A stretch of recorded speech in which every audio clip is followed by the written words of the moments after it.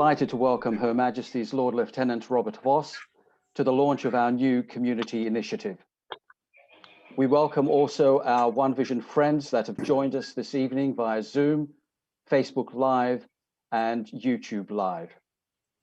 We extend a warm welcome to our Watford MP Dean Russell, the High Sheriff of Hertfordshire Lionel Wallace, Chair of Watford Borough Council Bilkis Matur, the elected Mayor of Watford Peter Taylor, and all our distinguished guests and speakers. Welcome one and all. As we launch the new initiative, we are mindful that our focus this evening and beyond is to bring communities together. We can describe a community as a group of people living in the same area, like Watford, Three Rivers, or Hertfordshire. But a community is more than that. It is a group of people that care about each other and feel they belong together. People with real lives, real stories, real struggles, real tragedies, real hopes, real dreams. People who care about each other develop trust, which then unlocks collaboration, sharing, support, hope, safety, and much more. No one wants to be lonely. We all want to be embraced, dare I say, loved. And we want to know that we belong somewhere, that we are understood and accepted for who we are. Together, we are stronger. We are definitely bigger than our individual parts. Shortly, we will hear more about the new One Vision Community Initiative and what it means to our speakers as we celebrate the launch together. But first, may I introduce Ilario Ferrari and Gurdain Rayat, who last week, with the help of cameraman Lucas, recorded a piano and tablet composition for our enjoyment. Ilario Ferrari is a pianist, composer, and educator. His formal music education was initially for guitar, whilst he taught himself to play the piano and composition. He played in local bands in his native Terracina, Italy, before moving to Rome to work at Studio Mobile, recording studios where he studied engineering and composed and arranged music from orchestral to pop rock productions. In 2010, his song Sto Aspettando won the Audience Award at the Pirogovsky Rhapsody Festival in Moscow. Ilario gained a first-class degree with honors in jazz piano in 2015, after which he won an EU scholarship and moved to London to work as pianist and composer at Quadra Recording Studios. And in 2016, he released his album Spread. I believe a new release is on the way. Gurdan Rayat is the leading tabla player in the UK, performing regularly as an international artiste. He has performed for His Royal Highness the Prince of Wales at the Royal Albert Hall, plus at the V&A Museum, and for MPs in the House of Commons. He has trained with legendary tabla players and performed with a who's who, including Anushka Shankar. He has featured on a number of albums. His biography is both rich and extensive and worthy of a Wikipedia entry. Tonight, Ilario and Gurdain perform their original composition.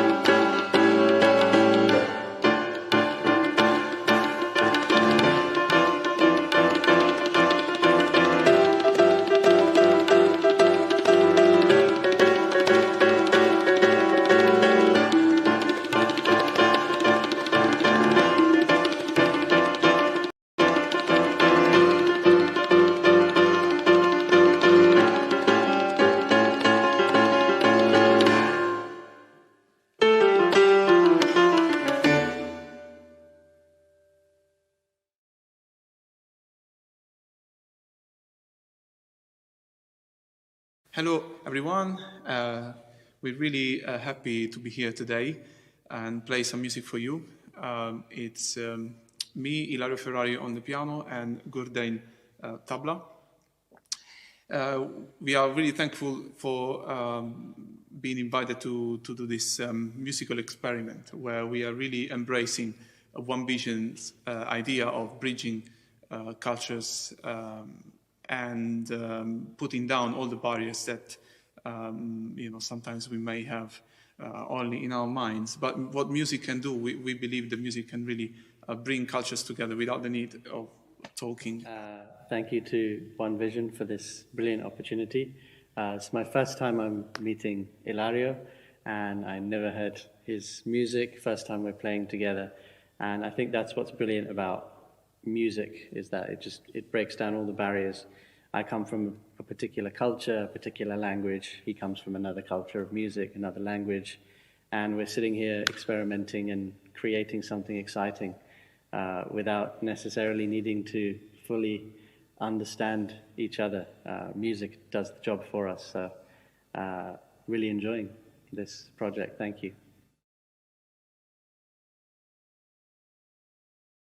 Thank you, Ilario and Gurdain, for inspiring us with your music and words. Thank you, Lucas, for filming the performance.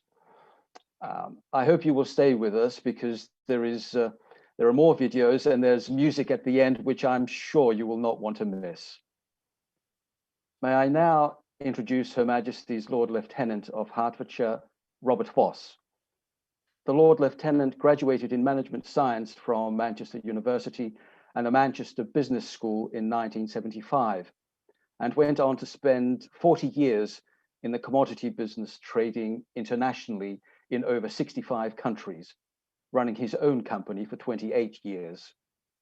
He was elected president of the British Metals Association at the age of 31, and went on to become president of the European Metal Federation in Brussels for 16 years, and vice president of the International Federation for over 20 years, acting as the UK representative in various trade and environmental negotiations.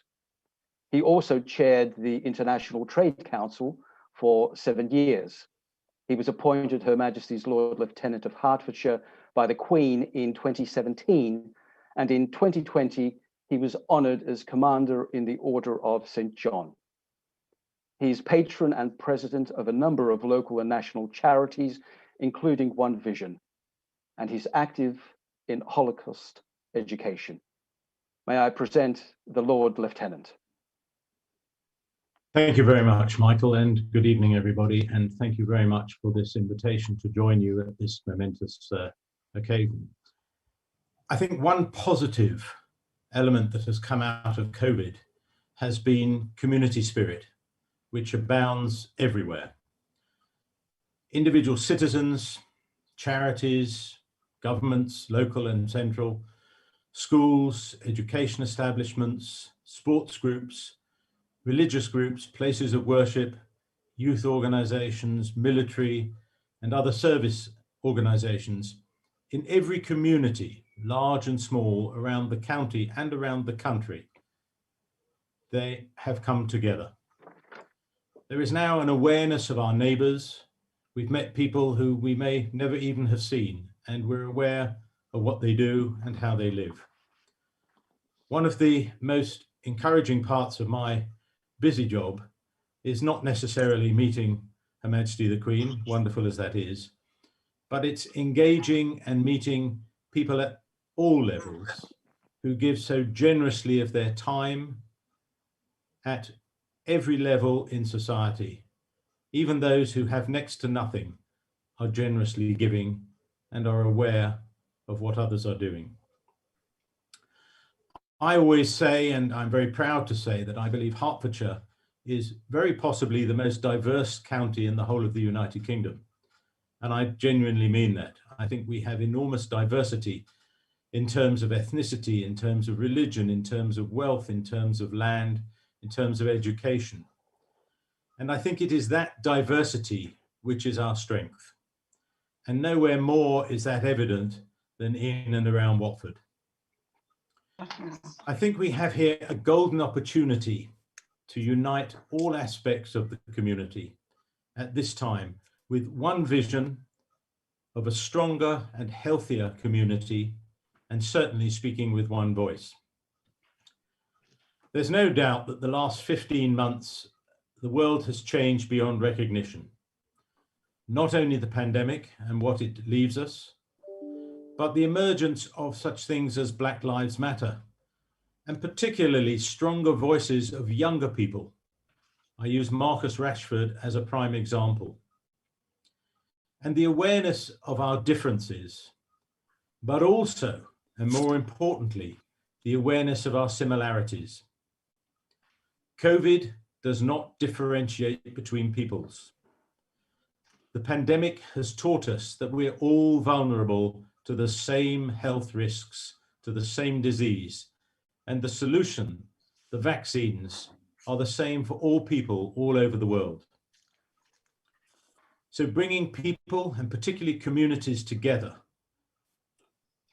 under One Voice initiative is very much on trend and is in line with what is happening around the globe.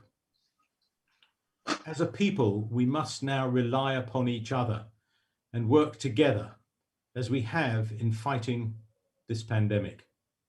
And if we look around and see what other people have done, and you go to the vaccination centers, you see all sorts of people from all walks of life, all with one aim, and that is to help each other. I find it actually inspiring in a perverse way. So let us work, play, live and breathe as one and speak with one voice. It is now my great honor, privilege and pleasure to virtually unveil the new One Voice logo, and I hope this works. If it not, please don't blame me.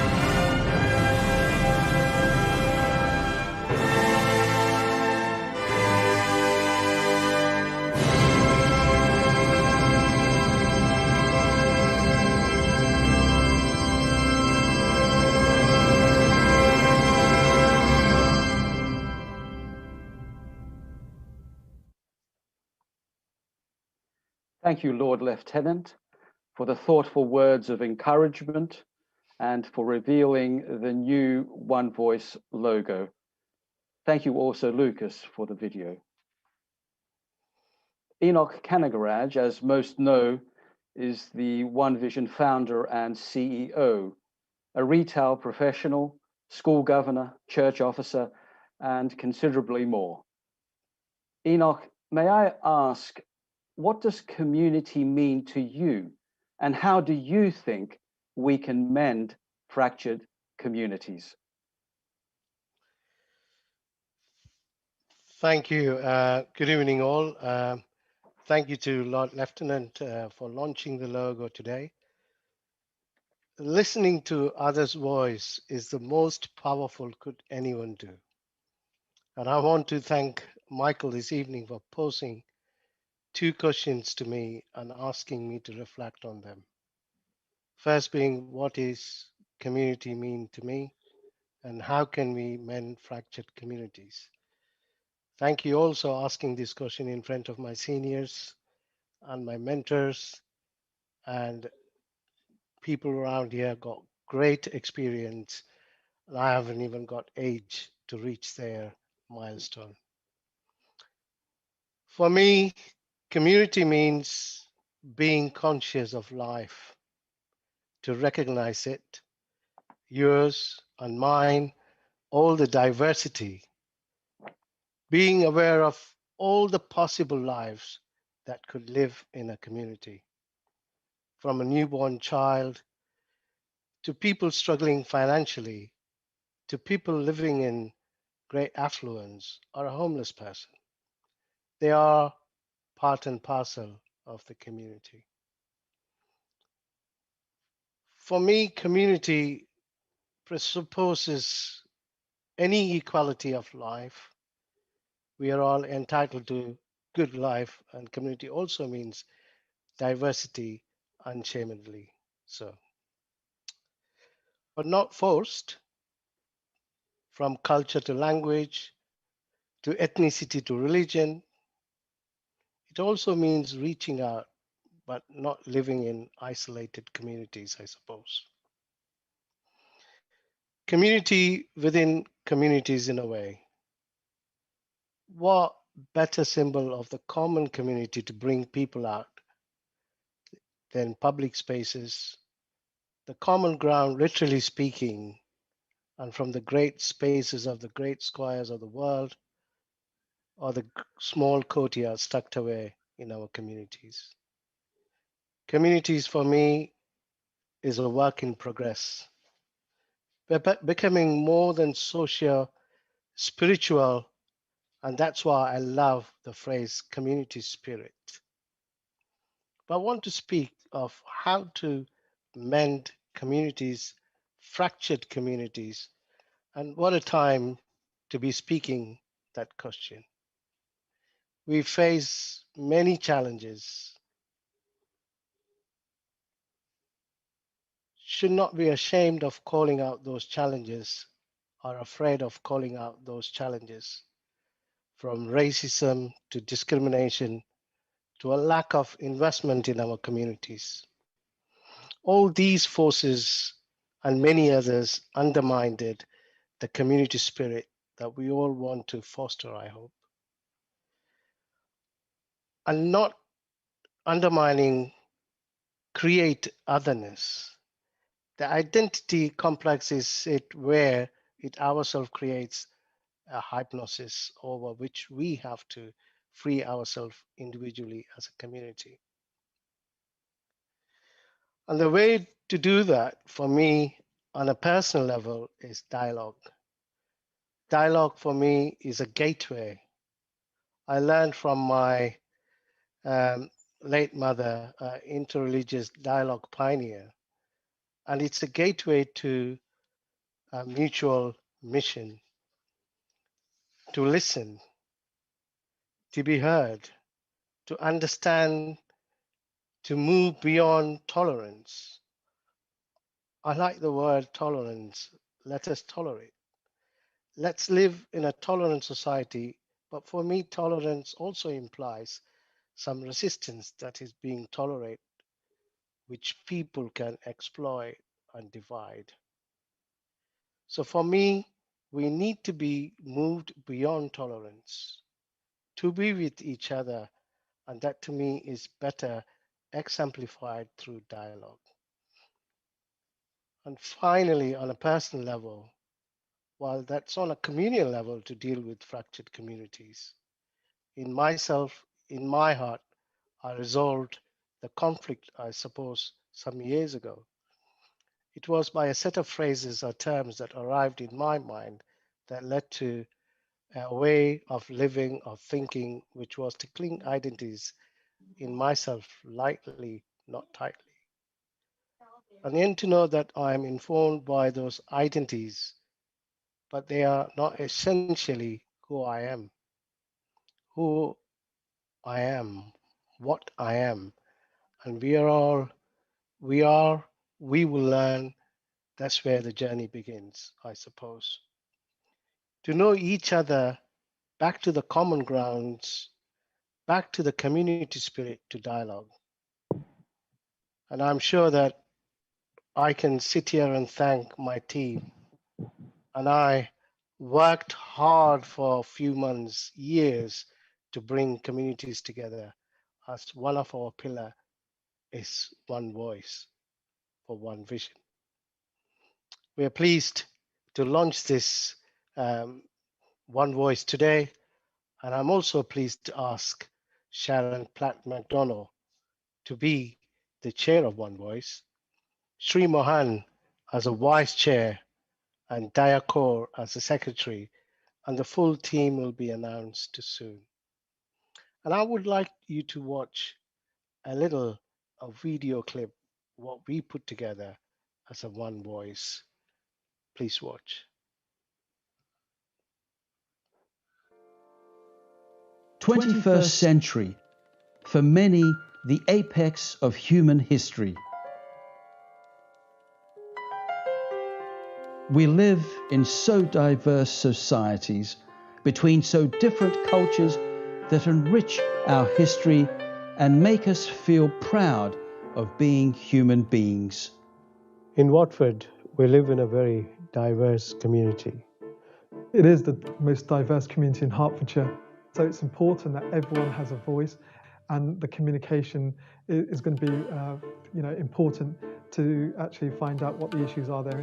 We need to come together, bring people together to work for ourselves, not thinking about myself.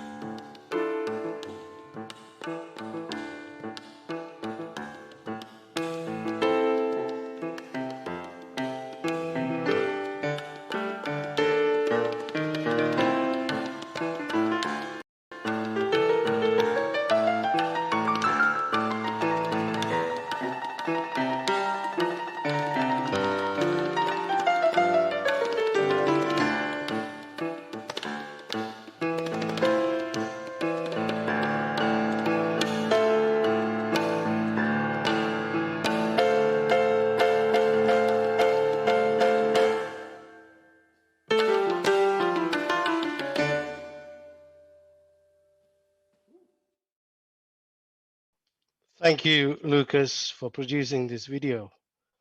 I hope you all enjoyed the video, that it gave you a little more insight into our new initiative, One Voice.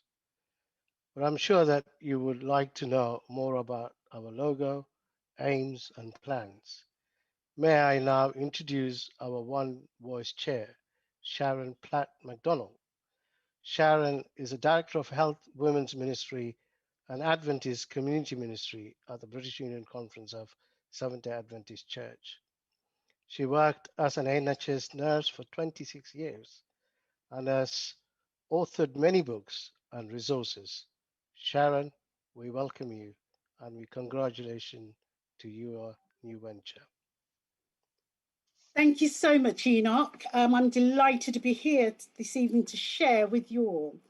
And I see these slides already. Now, a poignant statement by Margaret J. Wheatley reads, "There is no power for change greater than a community discovering what it cares about."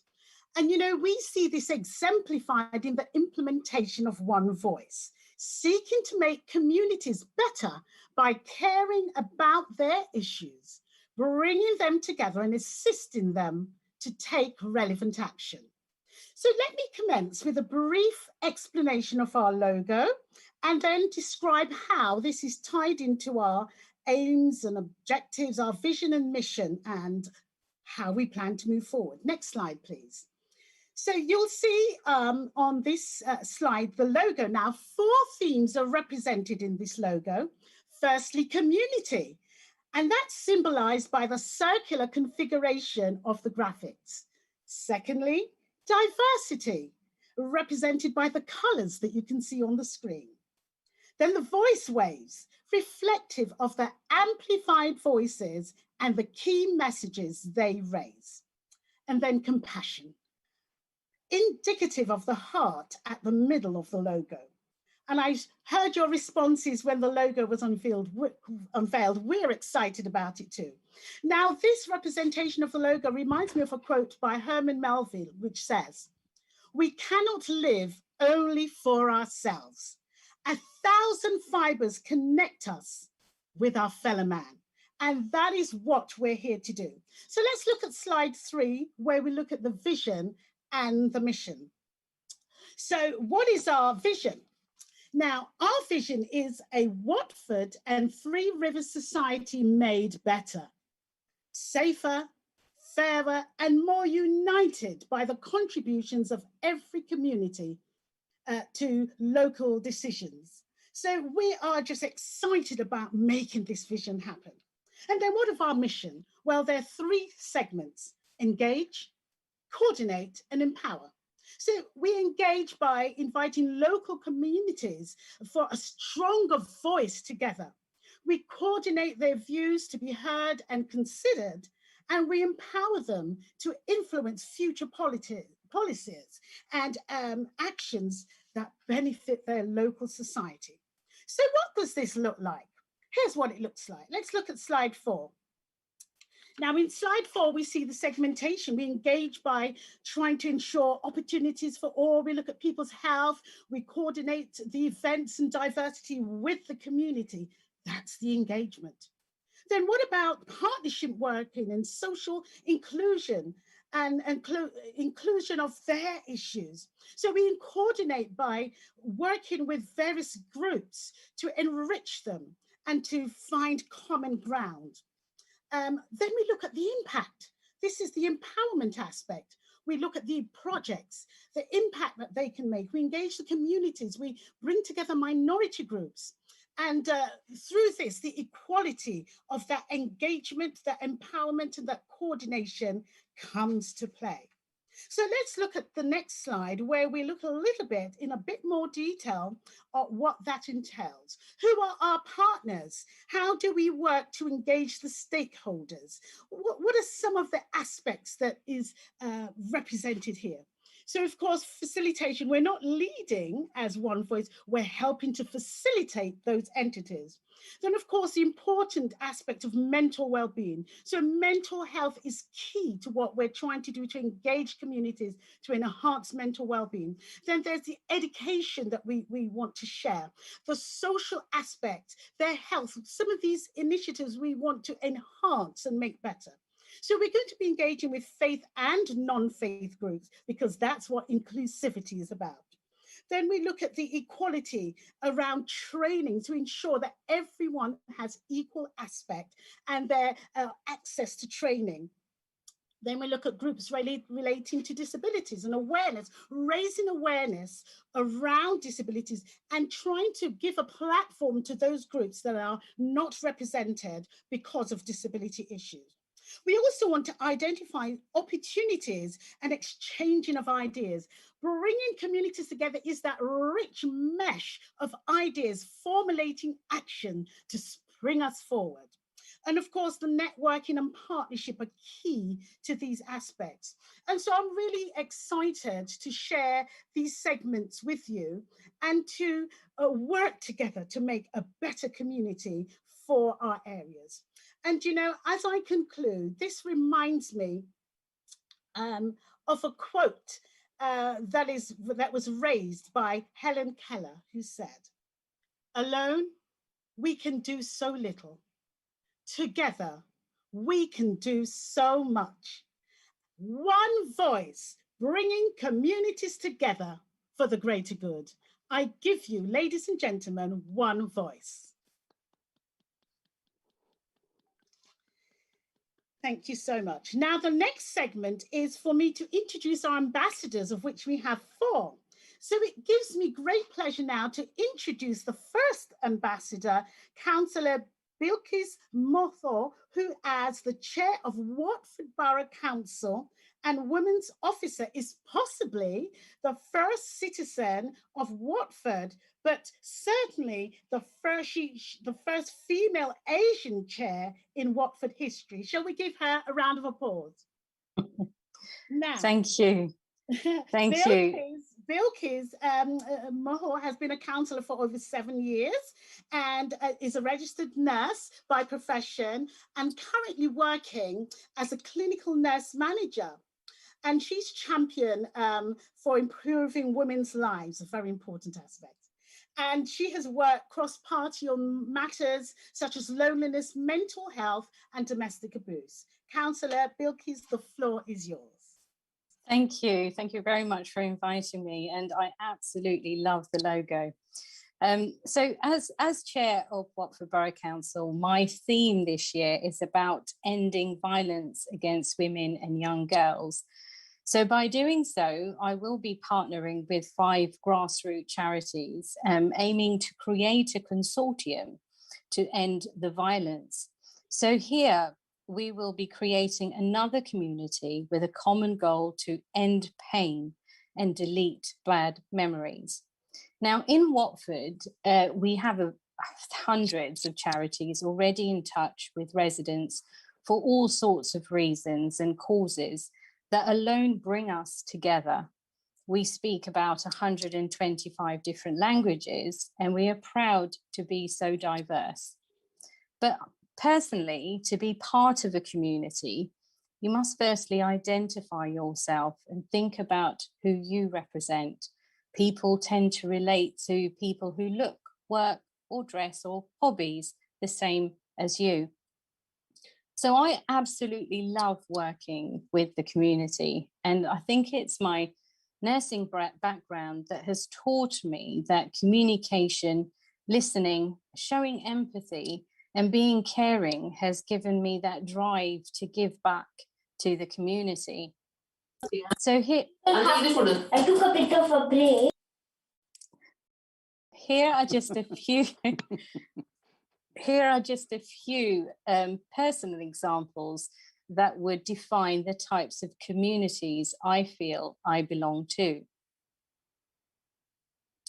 I am from a Mauritian descent. My parents came from Mauritius to work in what was known as a mental health institution in St Albans. It was called Selfless at the time.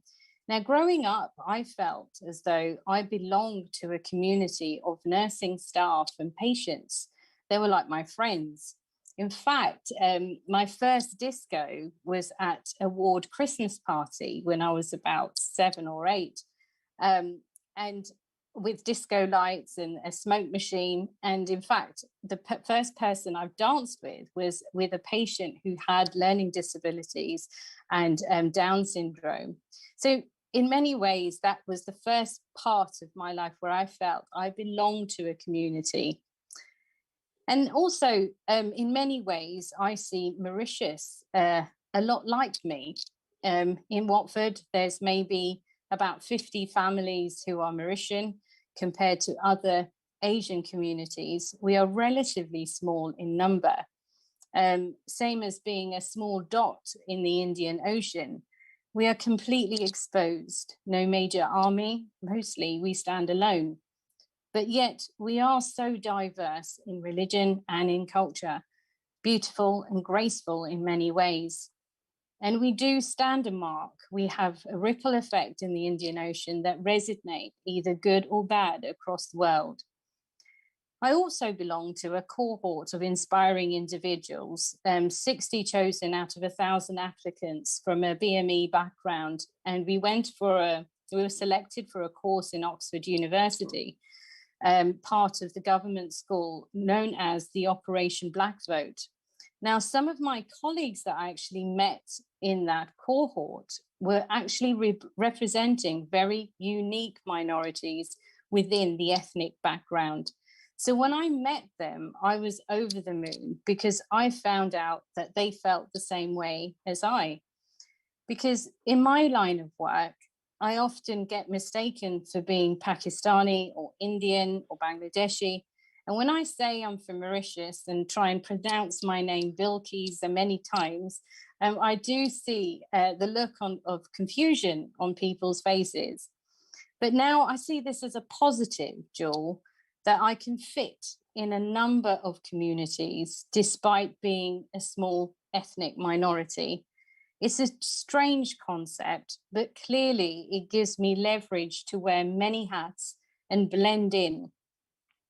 Ultimately, what I like about One Vision is that we are all aiming to be together and share a common goal of goodness and love. And we can also be ourselves. I think there is plenty out there for us to do. The key message is to find a common goal, throw away our differences and welcome peace and respect. Find common goals that resonates with people and find a purpose. So one example, when I'm being a counsellor, I've worked with many different communities, and one of my projects that I initiated was what we call a gup shop, where a group of men over the age of 55, mainly from an Asian background, we got together on a weekly basis in a community hub to play cards and bingos. And quite frankly, I think the men had enough of being at home, so they wanted an escape and actually go somewhere where they could actually be away from their families because they wanted to play cards, etc. But what was nice, that I had an opportunity to introduce them to the bowls club, our local bowls club. And they had a session there where they were able to play bowls and talk to members of the club and share experiences through play.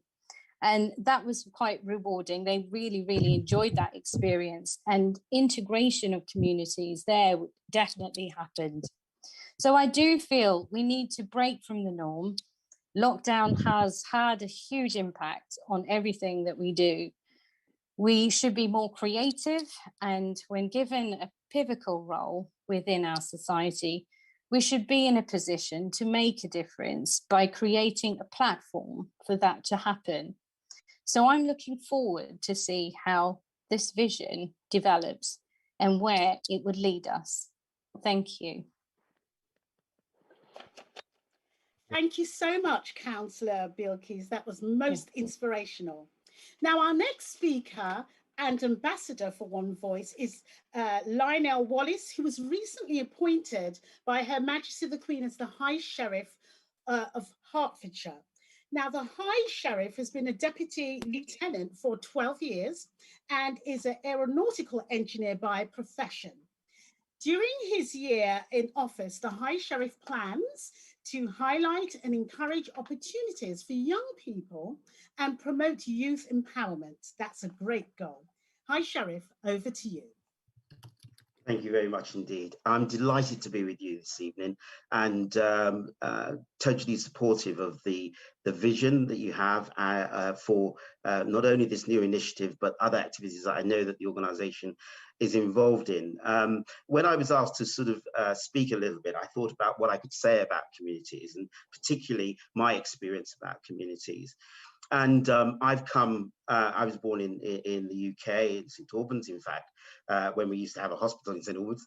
And but my family come from the Caribbean, and you know, my parents, for example, have had a particular experience when they came over that I perhaps didn't have. One of the things that I think is really important when I was asked the question about what communities sort of mean to me was the question about, well, actually, it's about me, I think.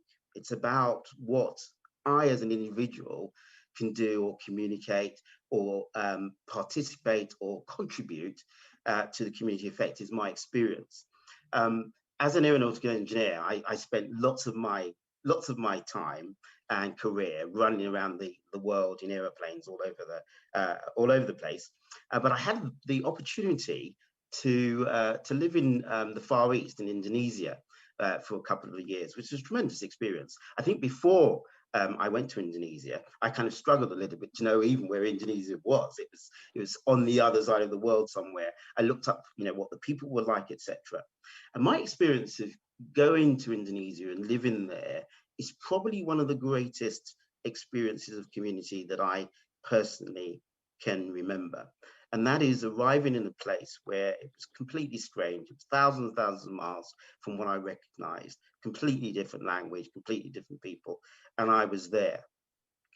And one of the things that I will always remember was a decision I made to say, well, actually, it's not really about them. It's about what I want to do to be kind of part of this community. And I think when you talk about bringing communities together, I think it's really important for people to understand this is not something that other people do to you. This is one of the things I think that everybody has an opportunity to participate in as an individual, not even as organizations, as much as organizations, and this delightful one, will contribute. And I found, and I wholeheartedly believe, not only because of the Indonesian experience, but I'm also involved with other communities, Italian community and some others, is that we've all got to take a decision to sort of metaphorically cross the road, if I can put it that way, and become a little bit vulnerable and get involved in things or meet people or interact with people that perhaps we haven't done before. And then learn, just listen and learn about what the issues they have and are facing, which might be completely different to ours. And then the final thing that I think is really important is then after we've learned is to love. And one of the things I'm tremendously encouraged by looking at the logo that's been presented today is that very, very focal central point of the heart. In Indonesia, perhaps I don't know lots of other languages, but in Indonesia, the way that you say thank you is 2 words, and it's called terima kasih. And when I was learning the language, I'm a bit rusty now, but when I was learning the language, I asked my Indonesian teacher, she said, what does that mean? And terima kasih effectively means, I receive your love. One of the greatest things in my experience, and I think for the future of what your ambitions are, is that everybody needs to understand, I think, that we're not seeking uniformity when we talk about bringing communities together, as much as seeking unity. And I think one of the things that's, for me, that's really important is we've got to be able to not agree and still love. And so the core of your logo, I think, is going to be a tremendous success, that people from whatever diverse community they come from, whatever their thought process might be, can get together, disagree, in fact, and still love. And this will be the fundamental thing that I think will support the community. So I'm delighted for this new initiative and delighted to participate and to be one of your ambassadors. Thank you very much. Thank you, High Sheriff, for those fascinating insights. Now on to our third ambassador, Pastor Tim Roberts, who is the Senior Minister of Wellspring Church, and he's had that position since 1998. And Pastor Tim works part-time as head of the Christian mission at One YMCA. He serves in a number of wider leadership roles, including chair of Christians Across Watford, patron of New Hope, and close partnerships with local faith and community leaders. In 2014, he was presented with the Mayor's Award for Community Leadership in Watford. And in 2015, his first book was published, The Power of One. That's fabulous. And that's about the power of Christian unity to change homes and communities. Pastor Tim has been on the board of Evangelical Alliance since 2020. Please share with us, Pastor Tim, what community means for you. Thank you so much, and good evening, everyone, to the High Sheriff, also to Lord Lieutenant and everyone. So many distinguished guests. I feel really privileged and honoured to be part of this occasion. And thank you for the book plug. I wasn't expecting that. So you can all go to Amazon and there's boxes of them somewhere. So thank you so much for this. And I don't want to repeat other things that have been said, but obviously it's a privilege to be part of this occasion. I just want to, for a couple of minutes, to bring a perspective about peace in a place. I think when it comes to this idea of bringing communities together, I'm reminded of an ancient concept within the Judeo-Christian tradition, and that is of shalom, this idea of peace. And that isn't just an individual peace, it's actually describing, from what I've studied, the peace between people, a peace in community. But interestingly, there's also a sense in the Hebraic tradition of there being a peace with the land. There's something about when people love the place where they have been placed. And I've been reminded this recently. I was sent a pre-publication copy of a book from a pastor in America called The Power of Place. And I want to read it before I can recommend it. But already it's stirring up this idea within me. And of course, across the Abrahamic faith, there's this idea of salam, this idea of pronouncing of shalom or of peace. That is so much more than saying, I hope you're having a good day. It's actually about a group of people wanting what God wants, which is to see peace in a place, in land, on land. There's always been, since we were created, not only the challenge and the invitation to be at peace with each other, but also for that to make a difference in the land where we've been placed. And my personal experience is that God is in the business of placing people. I believe with all my heart that each of us is not here by accident. And I don't just mean here on the planet, I mean actually here placed for a reason. And so when it comes to bringing communities together, surely it's about loving the place where we are. That's why we're all here on this call, is because we love where we are. When we first moved to Watford in 1994, I thought that Watford was just a shop with a road around it that was full of traffic all the time. And people say, why are you in Watford? It's like, I have no idea. It must be some kind of, God must be laughing, because for some reason we're here in Watford. And 27 years later, do you know what? We love this place. We feel like our roots are here. And there's something about loving our place that we go to great lengths. You know, I'm a first generation immigrant actually from America. I was born in Texas. I know you're trying to place the accent, but yeah, I'm from Texas.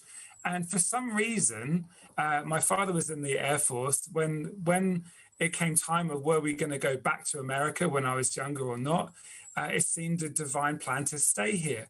But so I'm an immigrant too. I know what it means to feel like a minority. When you grow up in East Anglia with an American accent, I'm telling you, that's something to be experienced. But my experience is that there's something when you make a commitment. And when I was, not long after I married my English Rose Helen, it became clear to me before God I needed to marry the land. And so I went through the process of becoming naturalized, not neutralized. My American relatives said I was being neutralized, right? But I was being naturalized as a British citizen. And I did that as an act of prayer, as an act of commitment, actually. And I love this land. And so when it comes to bringing communities together, it's about a group of people, for me, here in Watford, in this area in Hertfordshire, saying, we love this place. And in an age of wanderlust, where a generation wants to travel to the furthest place and we want to get Instagram moments and all the continents, all this, we could be rootless, couldn't we? So easily. So many people are rootless. What happens in a place when a group of people say, we live here and we love here? We may disagree on politics, and I'm sure if we had a long enough discussion, we would in this call tonight. We may disagree on creed. We may disagree on perspective of the world, but surely we can all agree that we've decided to love where we are. And for me, that is immensely powerful if we all look for the shalom, the peace to be experienced in the places where we're at. Part of my work with 1YMCA took me to the gym in St Albans a few weeks ago. The people there love that community. There's a gentleman from that community, you know, he's completely blind, but he goes to the gym every day, and because the people want him to feel at home, the staff, they place all of the weights around the different bits of equipment. So when he gets in, he can actually do a full workout on all the barbells and everything. He belongs because those people in that gym love their place is quite phenomenal. I also heard, I don't know if you've got a WhatsApp group in your neighborhood, but the pandemic is suddenly, we care about our corner shop staying open. We care about people up our road now more than ever. I heard today of a WhatsApp neighborhood network where someone was saying, you know, so a little child dropped off a small sunflower plant and said, this is for you to plant, and did this for all the neighbors on the street. And now, as the spring erupts, all along this street, a neighbor has planted a whole run of sunflowers. That for me is something about working together because we love our place. So with all my heart, I want to see One Vision continue to stir us on with this and spur us on, that we might all love our place, that we can say of the place where we are, actually it's better because we got together, we served together, as Lionel said, that we love this place together. So I guess the final words I need to finish with are this: peace be with you and peace be upon this place. Thank you so much. Oh, thank you so much, Pastor Tim, for those insightful and motivational comments. Now, our fourth ambassador is our scheduled speaker, Pastor Ian Sweeney. Unfortunately, he's been called away to an emergency, so he's unable to be with us this evening. I do, however, want to acknowledge the significant and consistent support he has given to One Vision, and to thank him for his commitment to continuing to stand with us in our launch of One Voice. And he's delighted to accept the position of ambassador and anticipates a successful progression of this new initiative. Now, Pastor Ian Sweeney he works as the president of the British Union Conference for Adventist churches in the UK and Ireland. And I just want to share with you a brief statement from Pastor Sweeney that he submitted in place of him not being able to speak to you this evening. And he writes, "The work of One Vision is one that the Seventh-day Adventist Church in the British Isles is very supportive of. The bringing together of our beautifully diverse community to assist in the improvement and betterment of lives across Watford is one of special interest to us.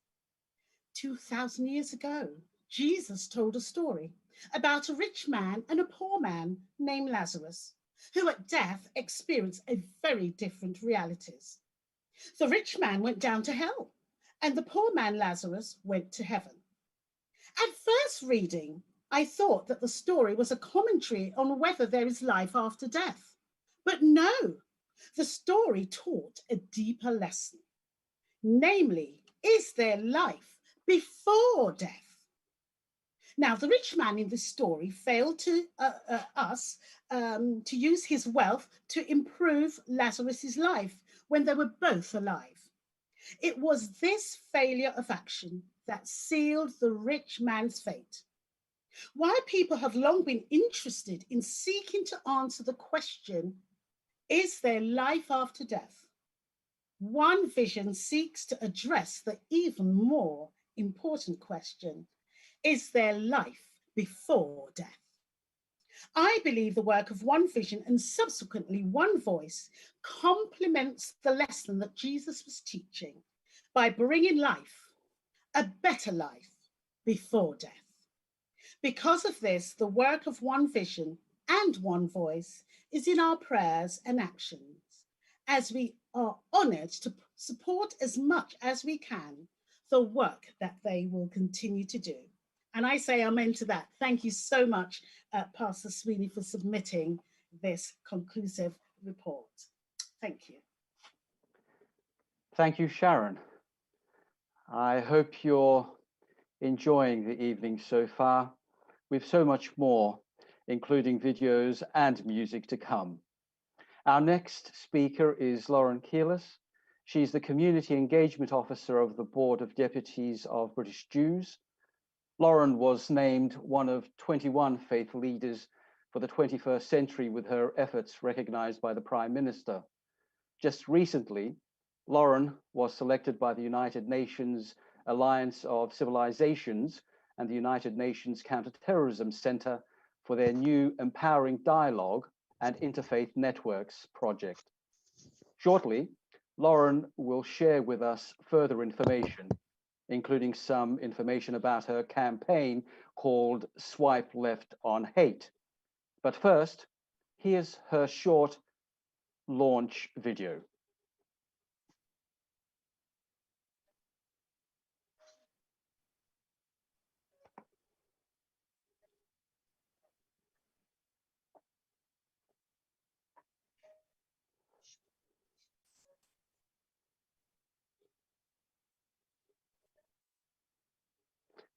I'm sure it'll join us shortly.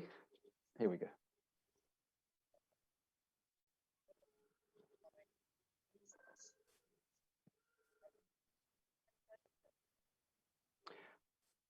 Lauren, did you want to speak? And hopefully we'll get the video ready for the end. I do apologize. Lauren? Thank you so much. As the granddaughter of a Holocaust survivor, I'm only too acutely aware of where hate begins. My name is Lauren Kalis. I'm 24 years old and I work for the Jewish community here in the UK. I'm thrilled to have recently launched my digital campaign, Swipe Left on Hate, in partnership with the United Nations.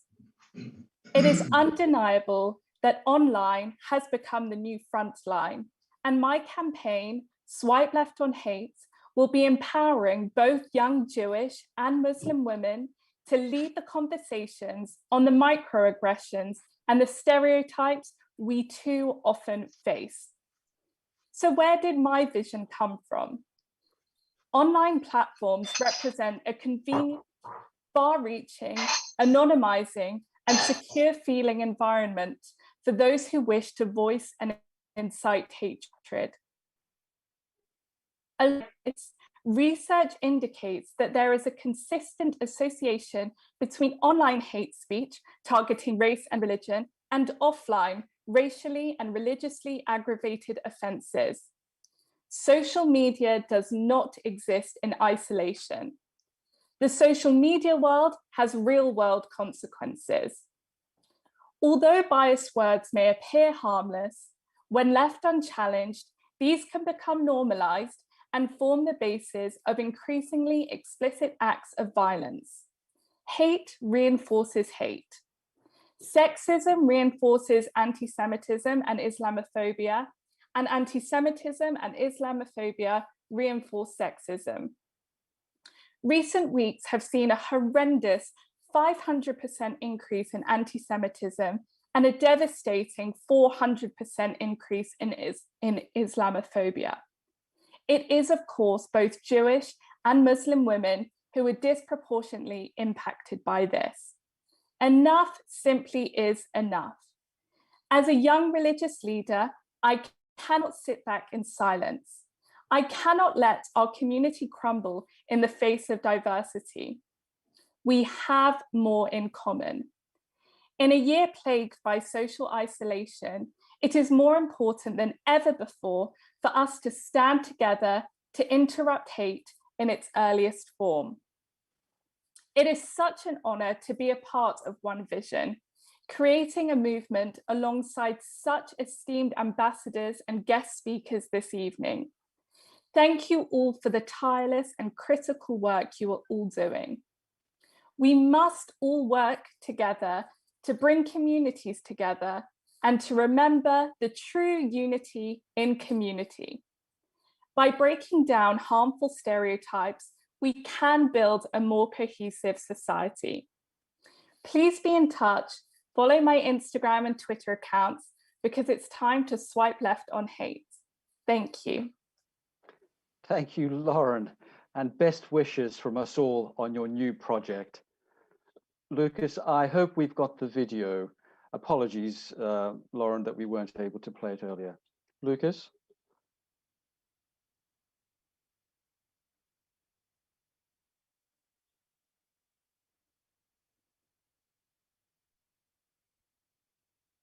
It is coming, bear with me, I apologize.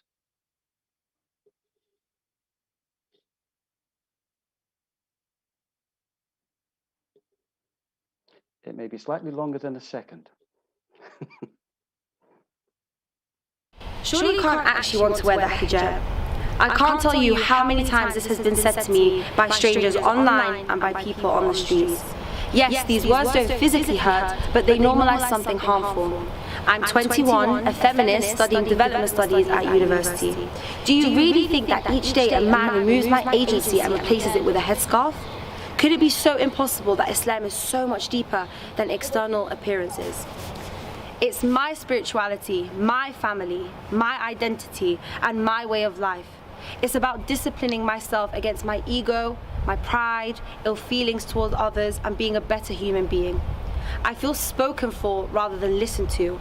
I feel ostracized and categorized under the labels of Muslim women or hijabi. Sexism in society reinforces Islamophobia, and Islamophobia reinforces sexism. The longer we continue to scrutinize Muslim women like myself for the daily choices we choose to make, the longer the oppressive cycle of controlling women continues. Thank you once again, Lauren, and thank you for the video as well. Excellent. Our next speaker, Dame Helen Hyde, became a teacher of French in the 1970s, subsequently doing her MA in theology at King's College London in 1974. Dame Helen was the headmistress of Watford Grammar School for Girls for 29 years. She was a recognized national leader and coached and mentored a number of new head teachers and leadership teams. She was made a Dame Commander of the British Empire for her services to national state education and Holocaust education in 2013, and received an honorary doctorate from the University of Hertfordshire in 2018. Her passion and work includes Holocaust education and is a National Holocaust Commissioner. Dame Helen is patron of the Rwandan Sisterhood, set up Refugees to Recovery with Tony Rindle, the vicar of St. Mary's Church, Watford, and is also trustee of One Vision. Dame Helen, what does community mean to you? Thank you, Michael, and what a wonderful event. I'm Jewish. My family were from Germany, Belgium, Poland, and I live in the UK. Actually, I grew up in South Africa, the accent, and I live in the UK, and I love the UK. I spent most of my working life in Watford, and as Tim Roberts said, I really love Watford. I work in Watford, I work in Europe, and I work in Africa. In Africa, I work with the most deprived communities, particularly women. In the UK, I work with students and adults and teachers, and I teach a lot about what happens if racism goes unchecked. Building bridges locally and internationally between all our communities, all those who have faith and those who have none, is vital. This event could not come at a better time. The world, the UK and Europe, and each and every one of our communities is becoming more and more diverse, culturally and religiously. There is much hatred of those who are different to us. There's Islamophobia, as we've heard, and there's anti-Jewish racism. In our century, just 80 years after 6 million Jews were murdered simply because they were Jews. Bosnian Muslims murdered simply because they were Muslims. Rwandan Tutsis murdered simply because they were Tutsis. There's hatred and violence. We must not fear diversity, but view it as a most wonderful and exciting challenge to learn and share new opportunities. A diverse society does not and should not negate what's special and particular about each of our religions and about what is so special about being British. We must build on British values while ensuring that we maintain our own faiths and beliefs.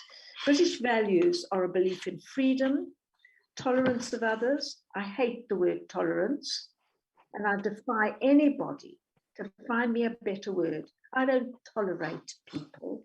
I love people.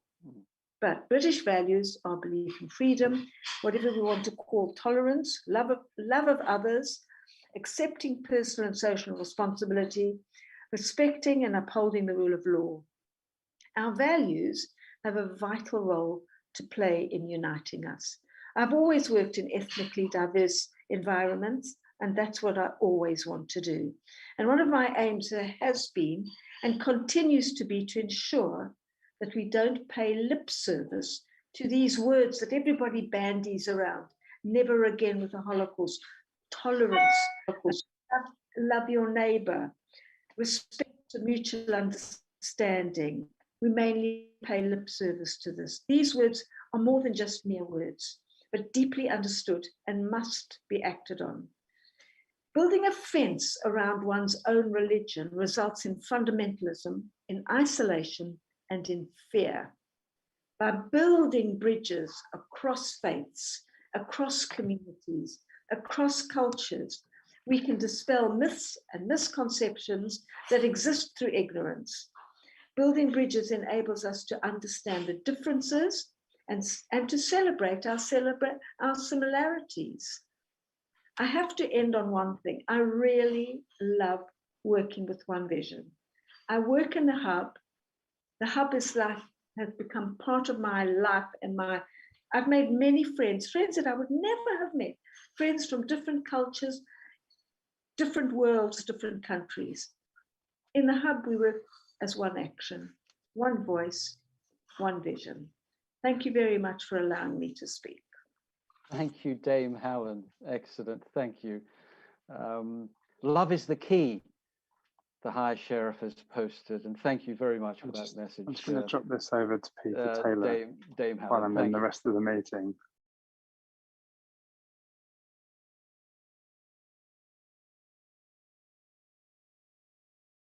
Live. Excellent. Thank you, Pastor Tim. Thank you again. Not at all, not a problem. Thank you again, Dame Helen. Claire Rice is the Engagement Officer for GATE Hertfordshire. GATE stands for Gypsy and Traveller Empowerment and supports Gypsy, Romani and Traveller individuals and families across Hertfordshire. Claire, could you please share with us a little more about yourself and the good work of GATE? Hello, good evening, everybody. Thank you very much for having us. I work for GATE Hearts.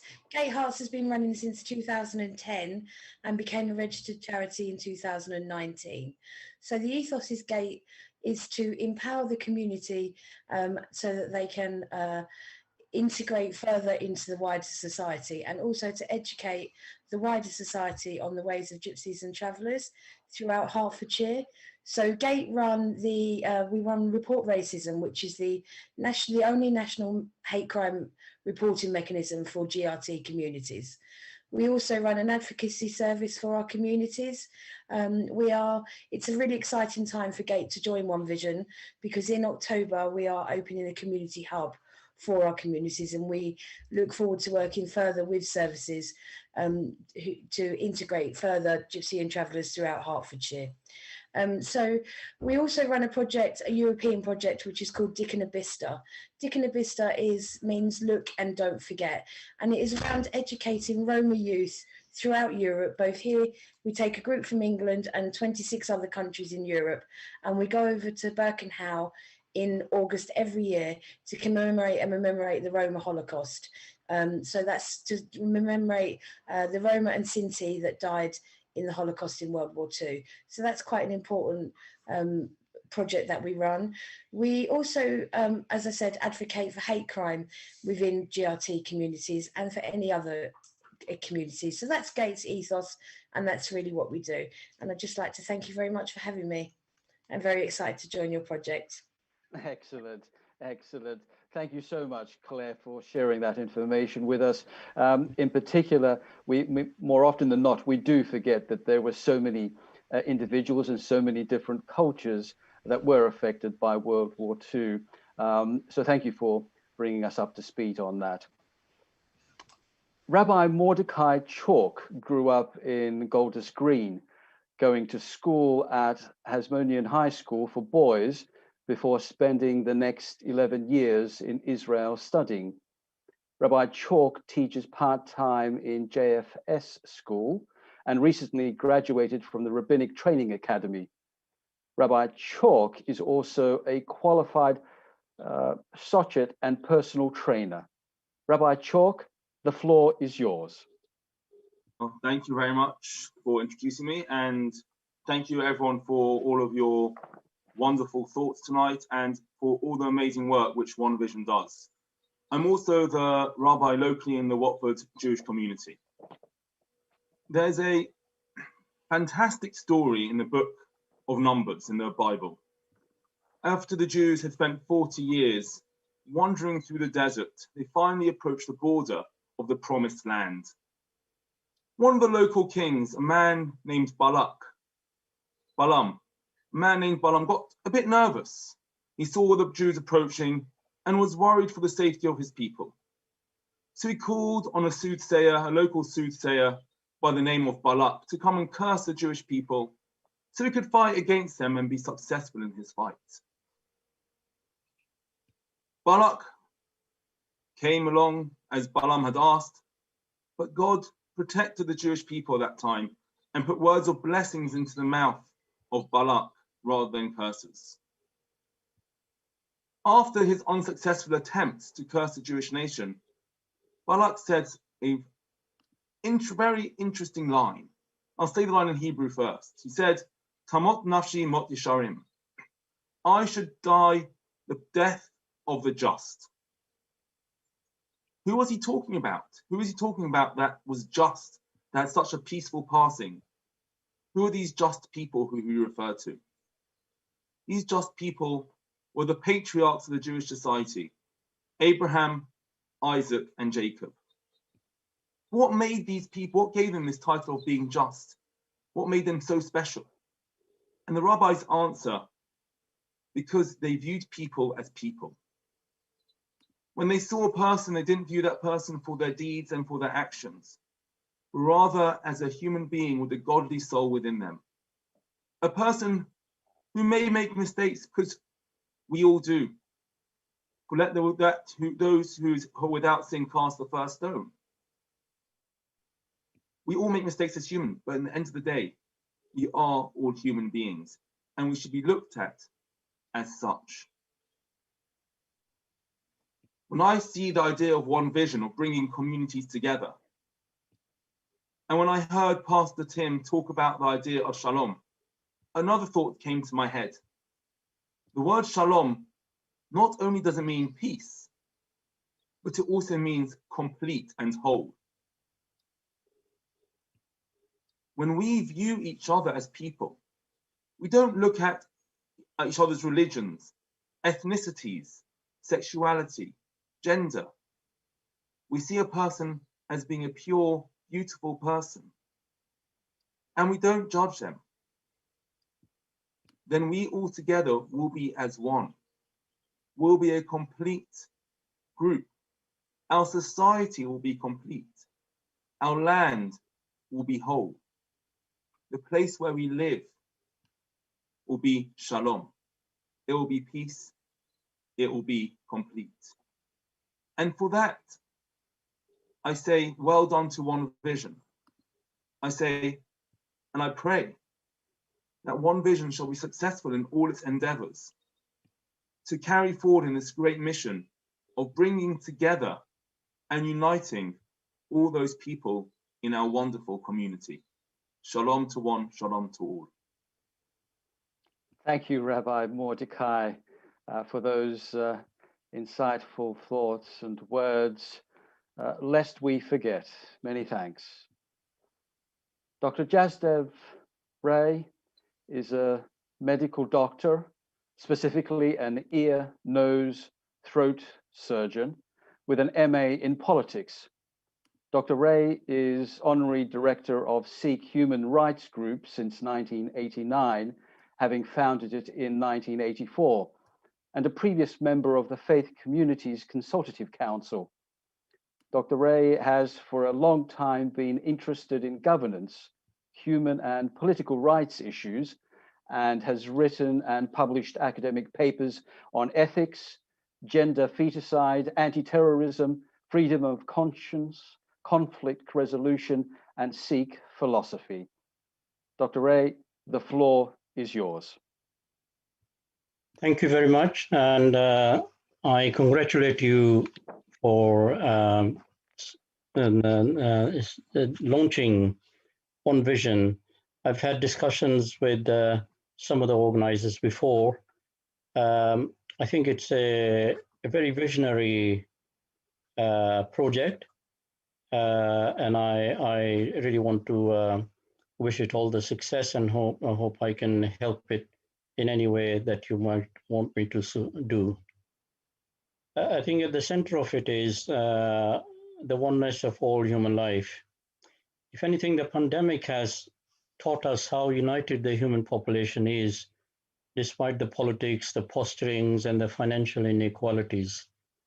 COVID did not discriminate from the richest to the poorest nation. We have all had to take similar precautions and responsibilities.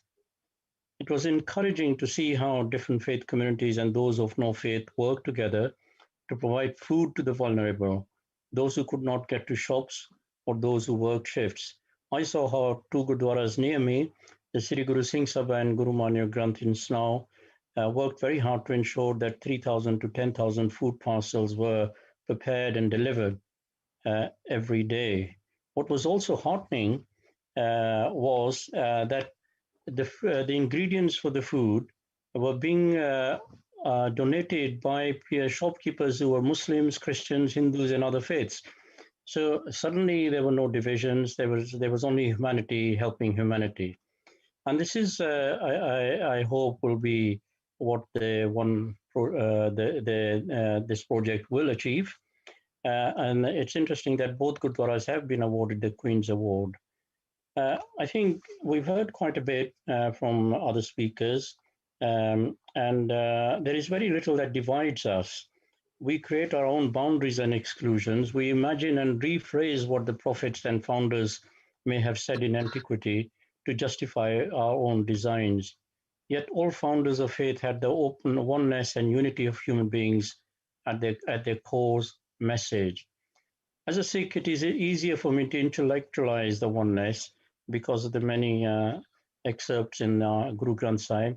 But as a Sikh, I also know it is the ultimate challenge to treat all of life as of one.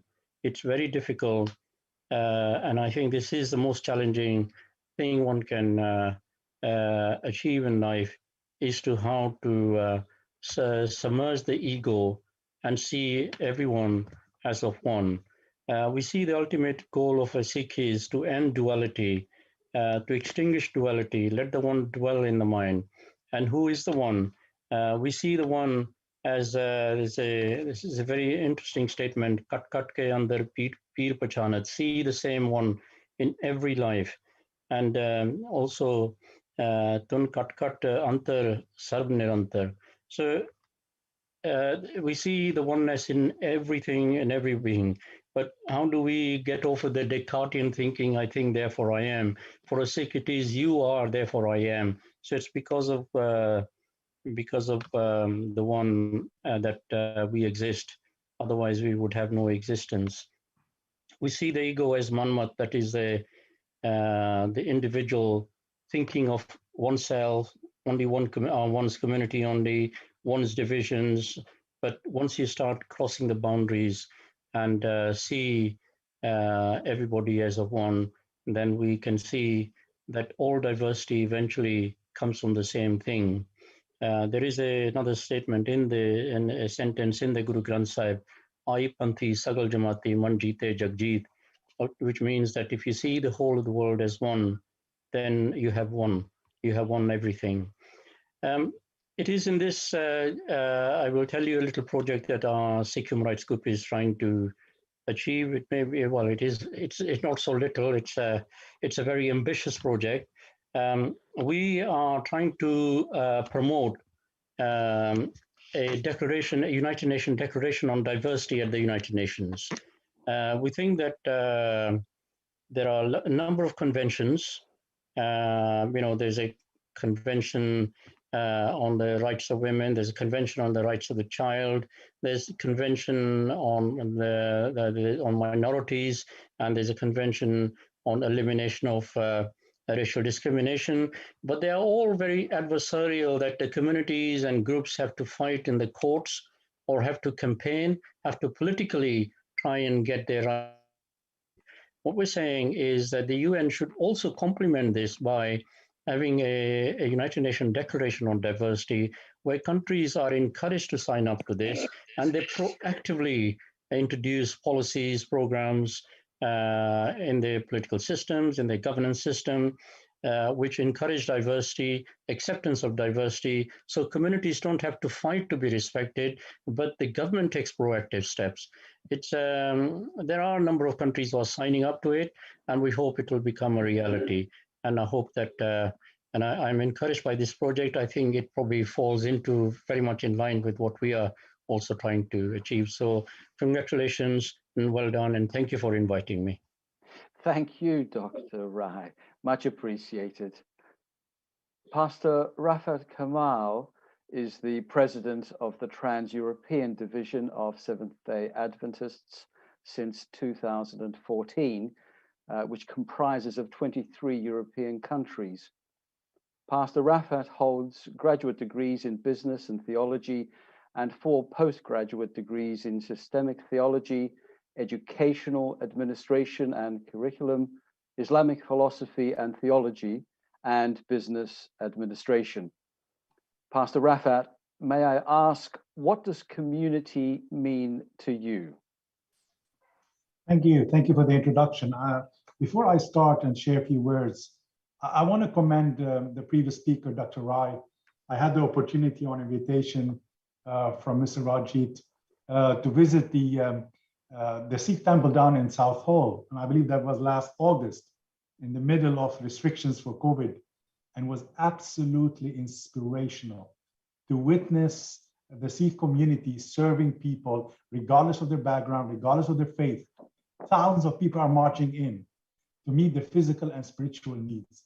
And so it's a beautiful example of bringing communities together.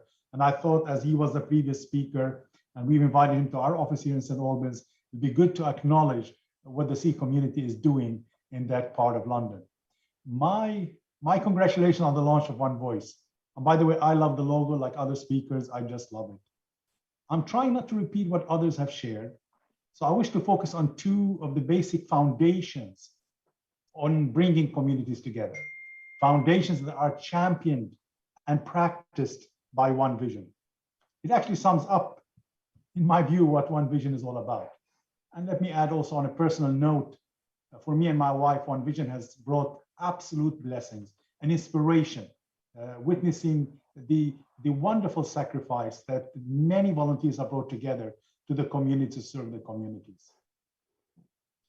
Whatever your religious, ethnic, and political background, there is an inherent reality that communities come together through the common purpose of giving and service to the other. And see, the motivation for bringing communities together is not some kind of a charitable wish of compassion and kindness. It's not a feeling or a goodwill token gesture, but rather an ethical obligation derived from the notion that one of the main causes of human suffering is the denial of equality and rights. So therefore, how may I serve others so that they may have what I desire? The answer to this seemingly contradictory question holds the key to authentic inner well-being. Many are struggling with fears, worries, concerns that stem, as they see it, from unfulfilled desires. I usually suggest that they try wanting something more for others than they want it for themselves. So the love required to do this turns their focus away from the constant turmoil of the personal ego, and instead opens real possibilities for living their highest and most joyful purpose. Practicing giving and serving without expectation of reward or even a thank you. This is what Khalil Gibran meant when he wrote in The Prophet. He wrote, There are, and I quote, there are those who give with joy, and that joy is their reward. Just imagine what kind of communities we will have if we practice selfless giving and serving. Just imagine the transformation of our children and youth if we expose them to selfless giving and service. Growing up, I was internally and internationally displaced by civil war for 8 years. 18 of my relatives were killed. I have 2 war injuries on me, and our house was hit twice by rockets and once burned down. I carried for many years emotional and psychological scars. But I can assure you that healing did not come from some kind of a cognitive process, from some kind of a psychiatric therapy, or from some kind of an academic degree, or adopting some kind of set of values. Although I champion and live all 3, healing to me came through giving of self and service. I learned this firsthand from personal experience, that giving and serving provide healing. I remember landing in a Southern Asian country, which is one of my many stations that I've worked in, with my young family. Fear gripped me, and the only thing on my mind was to board the plane and return back to Europe. I was not fit for purpose to give and serve. I was too scared to bring communities together. I needed to heal first before I can contribute to healing in my community. It took 3 years of mingling in the local community to get over my prejudice, my fear, and for my scars to be healed, basically to get over myself. This was done by the grace and love of God through giving and serving. So in conclusion, bringing communities together is also about selfless giving and serving the other. It is about personal sacrifice. It is transformative. It makes us better people, communities, and a better nation. It is an ethical obligation. It is an effective glue that binds us together and heals us. So thank you. Thank you for the opportunity. Thank you, Pastor Rafat. Much appreciated. I believe our trustee, Sarah Beasley, is with us this evening. In brief, may I ask if the launch of One Voice resonates with you? Good evening, everyone. And gosh, what a fantastic evening this has been. I really don't think that I could have heard more profound and helpful comments from you all. And I thank you all for all that you have shared this evening and all that I have learned. It's just fantastic to hear everybody's commitment to loving each other and serving each other. And when I think of community, I try not to think of it in the small sense of being just a group that have something in common, perhaps geographically or culturally. I try and think of it in a larger sense, getting back to this idea of being whole or being one or being complete. And I think about fellowship and friendship and courtesy and common ownership, really seeing each other, really listening to each other, really learning from each other, a sort of shared coexistence. I love that phrase that the High Sheriff used, unity, not uniformity, and uniting together around a common purpose or a common activity allows you to stand side by side with somebody who doesn't look like you or doesn't sound like you, and you can get to know them. You can become friends with them. You can move on to ask them perhaps those difficult questions about the differences between you, and that is really what makes this whole community. I think that is what really brings people together. And I love the analogy of why we want to be the salad and not the soup. And you've perhaps heard it before, and it sort of goes like this: if you put all the vegetables, all the different vegetables, the carrots and the potatoes and the leeks and the onions, and you put them into the mixer and you make the soup tastes nice, but you can't distinguish the taste of the different vegetables. But if you put them into the salad, you can still see the tomato, you can still see the cucumber, you can see the radish, but all together, the salad is so much more delicious. It is so much more beautiful. So I love the whole idea of One Vision being the salad and not the soup. And I totally applaud all the work that is being done with the launch of this new One Voice, and I wish everybody the greatest success with it.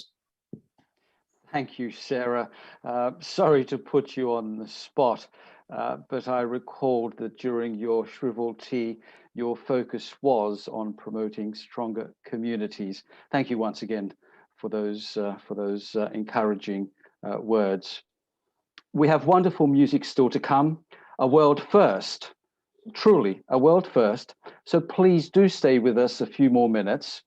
In response to all that we have heard so far and seen this evening, Harjit Singh, Chair of One Vision Trustees, will now briefly call for a reply from MP Dean Russell and Mayor Peter Taylor as they share with us their views on our Watford community. Over to you, Harjit. Thank you very much, Michael. Just want to say a big thank you to everyone who's participated today. We're lucky enough to also have our elected mayor and also our elected MP, Dean Russell. If I can, there's going to be a couple of questions that I want to pose to yourselves and how we actually take this forward. So firstly, if I can call upon Dean Russell, and the same question would apply to also Peter Taylor as well.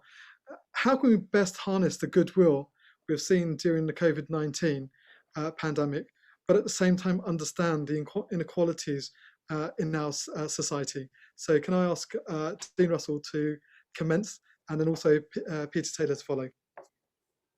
Thank you very much, and thanks for the opportunity to be here tonight. It's always so inspiring to see so many familiar faces, but so many different stories.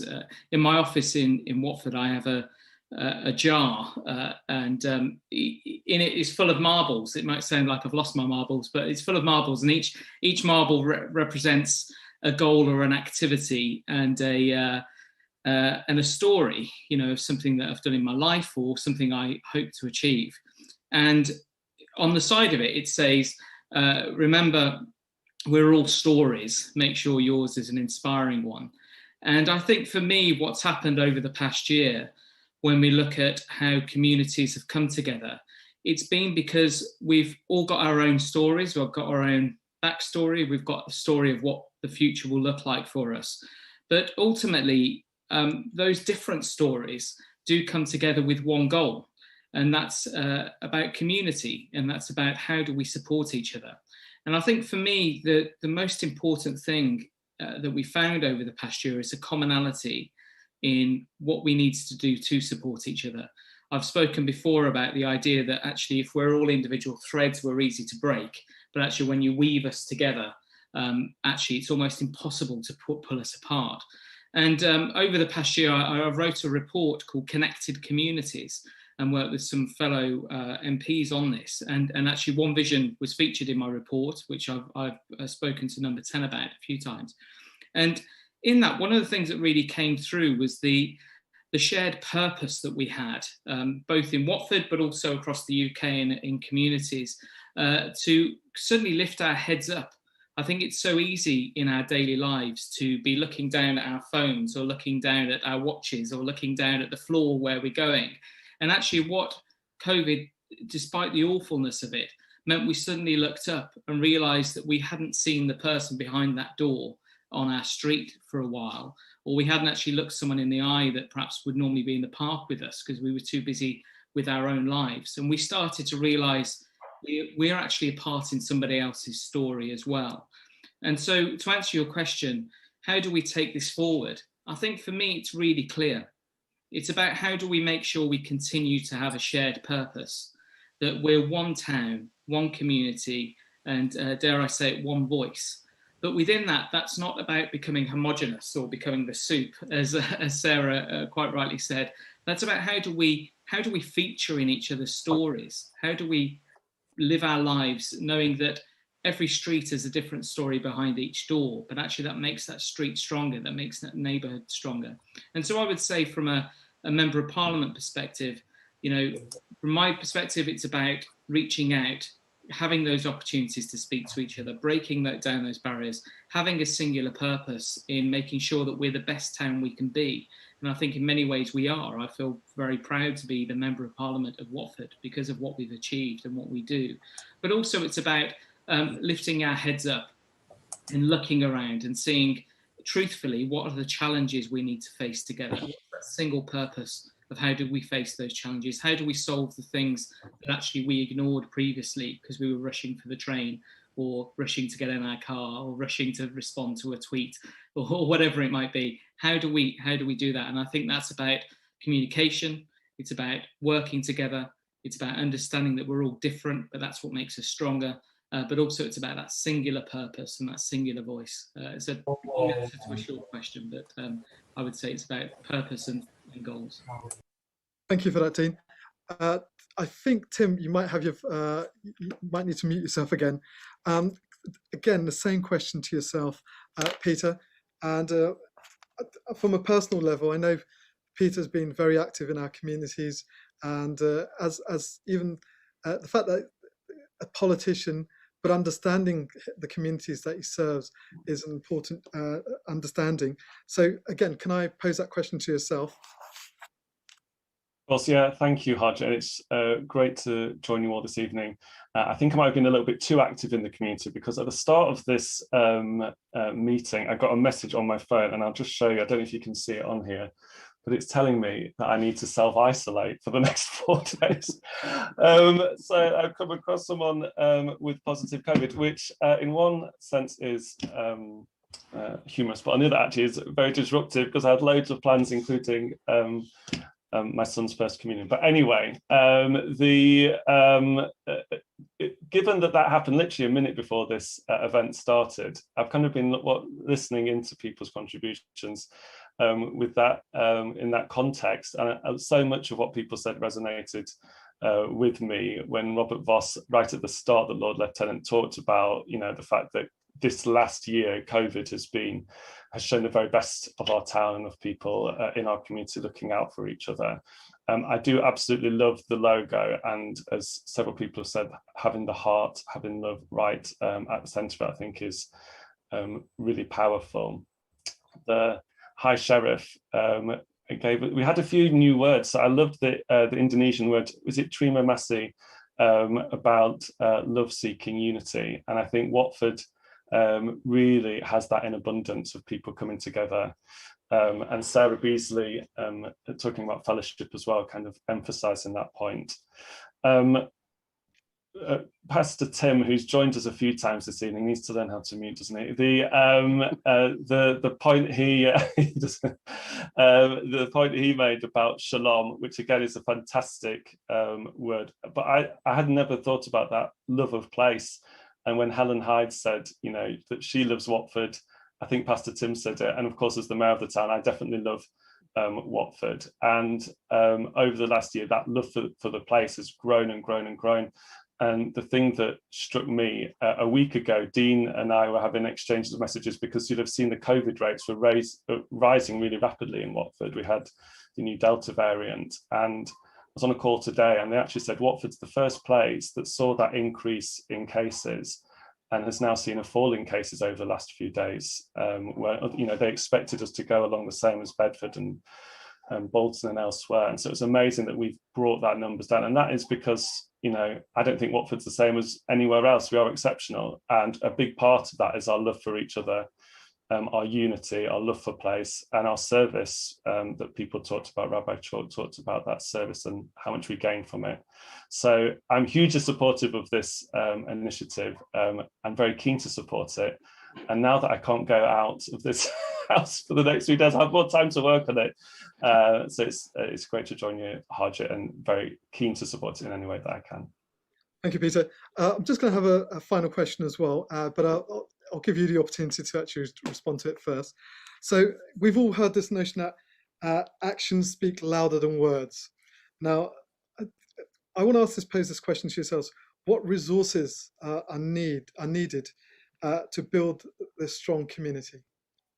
Well, for me, the main resource are the people of the town. And I know that many people, part of One Vision, are in faith communities. I think that the faith communities in Watford are exceptional in the way that they work together. And it's not just talking, it's about actually doing things together. And we see that in so many ways through One Vision. So the biggest resource is certainly the people of the town. And I'm keen to make sure that the council plays its part, and I play my role as the mayor in supporting that, to deliver tangible things on the ground to people, but always remembering that actually we're not just doing, we do it out of love for others, love for the town, and a sense of unity, but actually that we ourselves benefit hugely by that service. So certainly the people of the town are the biggest resource that will support this and drive it forward.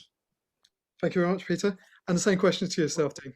No, absolutely. I mean, I agree. I think it's about people. It's about energy and passion and love for each other that will really bring us together. The power, the exponential power of more people always makes a difference. And that, one person can only do so much, but a team of 10 or 20 can do so much more. One of the things I always reflect on with last year was, the first time that I came to One Vision, and it was Michael, Enoch, Massimo, I think, if I recall, and myself there with a few bits of food and a few bags of shopping, and we were writing notes to people to let them know to get in touch if they needed some support. And I look at where that came over the course of the year, and the volume of people that came out to help, and the volume of people that supported the town. But I've sort of half joked, but meant it seriously. For my first year as an MP, I delivered more bags of shopping to vulnerable people's houses than I did leaflets, which is a pretty unusual situation to be in. But actually, for me, that fed me emotionally, and that fed me spiritually as well, to be able to physically help people. And I think, in terms of how do we harness that, and in terms of what resources do we need, I think the bit that we need to really harness is that we don't go, well, look, the pandemic's over now, and hopefully lockdown will end very soon, and we go, well, look, let's go back to what we used to do, which is look down at our phones, run for the train and all the rest. I think hopefully we can tap into this concept of the connected community and see actually how do we support each other. And one of the aspects of that, and I've been in Parliament very much pushing for new initiatives around volunteering as well. So a few weeks ago, I was doing a Prime Minister's question, and I raised the idea of creating a more national NHS cadet scheme. There's already pockets of that within the NHS that's localised, but the idea of having a government-backed or NHS-backed national scheme for volunteering, where people have a sense of agency and a sense of purpose, where they're giving back, but they're getting something for it too. And I think that one of the big bits for me that really needs to come out of this is this concept of volunteering, not just being about, there's a selflessness there, but actually you can get something back for it yourself, in terms of, sometimes when you feel hopeless, if you help someone else, that gives you hope. And I think, that's absolutely key. And I know you'll have probably heard me say this several times before, but as you'll know, I have this acronym, which is HOPE is an acronym, HOPE, help one person every day. And I think if everybody just took that to heart and said, let's help just one person every day, whether it be have a conversation with them to help them through loneliness, whether it be carry their shopping, whatever it might be. And of course, in the role as a member of Parliament, there's many more than one that I would help every day. But I think if we all do that, actually that feeds us, it helps others too, and it supports our community, and we get to know each other better by getting to know each other better, and that makes us a stronger town. So I think there's some really practical goals that we can do, but very much there's many that we can do spiritually and emotionally to continue the positive aspects of what we've learned this past year, despite the darkness that descended upon us all. Thank you, Dean. That's it from me. So I'm going to pass it over to Michael. I just want to say that launching on One Voice, this is where the hard work really starts, because lots of communities have gone through a considerable amount of stress, and individuals and personal tragedies. So there is a mountain that we're going to have to climb, and it's going to be over many years. So the support mechanisms that we need to create are going to be very important for the years to come. So over to yourself, Michael. Thank you, Dean. Thank you, Peter. Thank you, Harjeet. We're nearly done. We have one more surprise for you, and it's a beauty. As we bring celebrations and the launch of One Voice to a close, may I thank the Lord Lieutenant Robert Voss for joining us tonight and for his thoughtful remarks, plus all our terrific speakers, distinguished guests, loyal friends, and kind supporters. Thank you, Ilario and Gurdain. Thank you, Councillor Bilkis. Thank you, High Sheriff Lionel Wallace. Thank you, Pastor Tim. Thank you, Rabbi Chalk. Thank you, Lauren. Thank you, Dame Helen. Thank you, Claire. Thank you, Dr. Rai. Thank you, Pastor Rafat. Thank you, Sarah. Thank you, Dean. Thank you, Peter. Nearly done. Thank you, Sharon, Harjeet, Enoch, and all our colleagues behind the scenes. Thank you, Lucas and Carol, Tirith, Daya, Nishta, Ben, and Peter. Thank you all.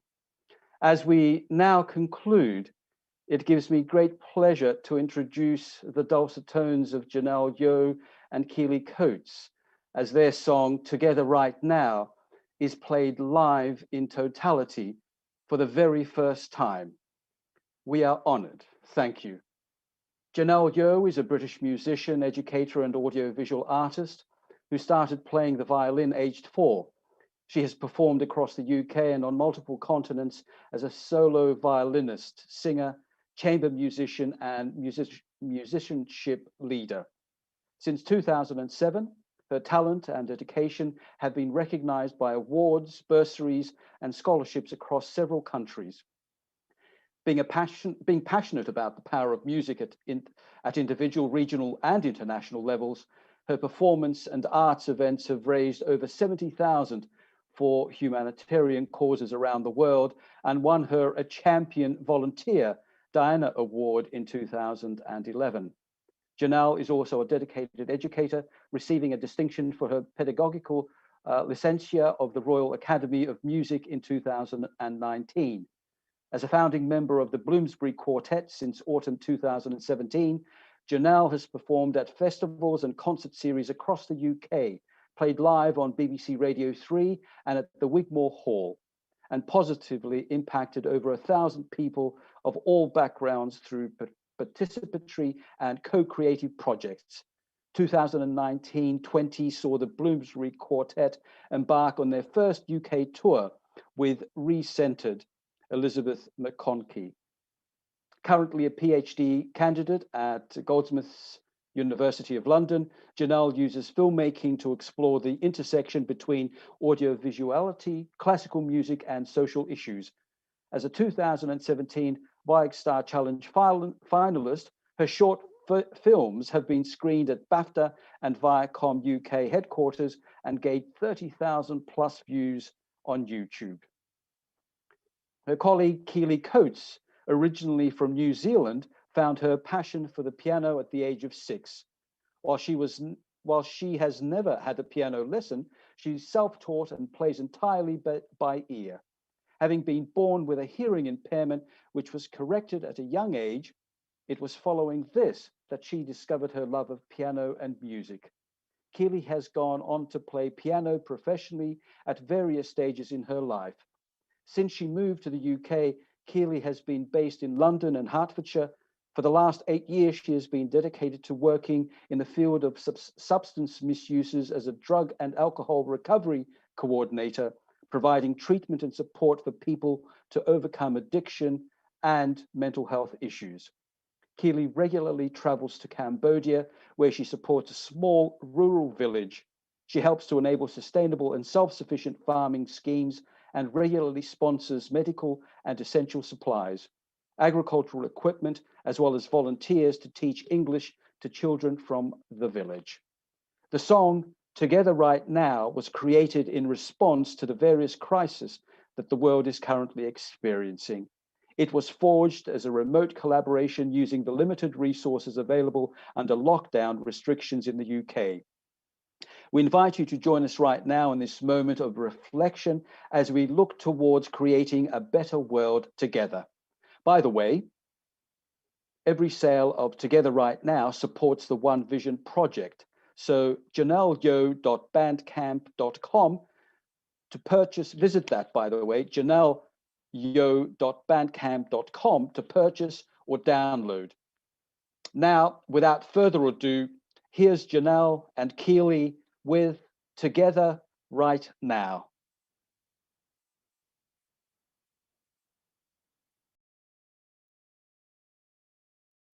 Let's all come together, let lessons be learned, for the sick and the suffering, let's pray. For those who are giving, please let them be safe, for the sick and the suffering, let's pray. That this time will soon end, we will need time to mend, see our loved ones again and keep giving. Outside children will play, living life for today, care for the old memories, precious as gold. Let's all see with clear eyes, we must utilize, let's gain new perspectives, so we can keep giving, for the lives that were stolen away, leaving loved ones who hurt, may we tend to their sorrow and pray for tomorrow. Take a moment today and look up to the sky, see the stars flying high, feel their presence nearby. Yes, the children will play, living life for today, care for the old, much more precious than gold.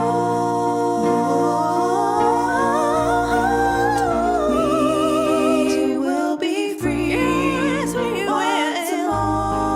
We will be free once again to unlock and walk straight through that door. Breathe and save our freedom. For the world is your kingdom. So just trust, and just hold, and be free.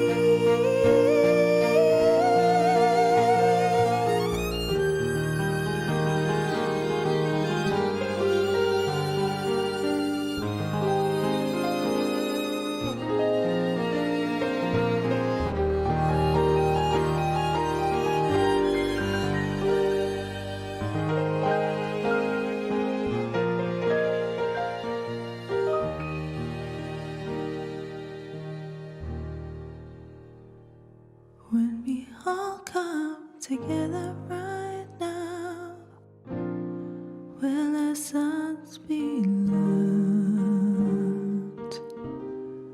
Will we have solidarity? Let's pray. And for those who are giving their lives, will we keep them safe? For this world that is suffering, let's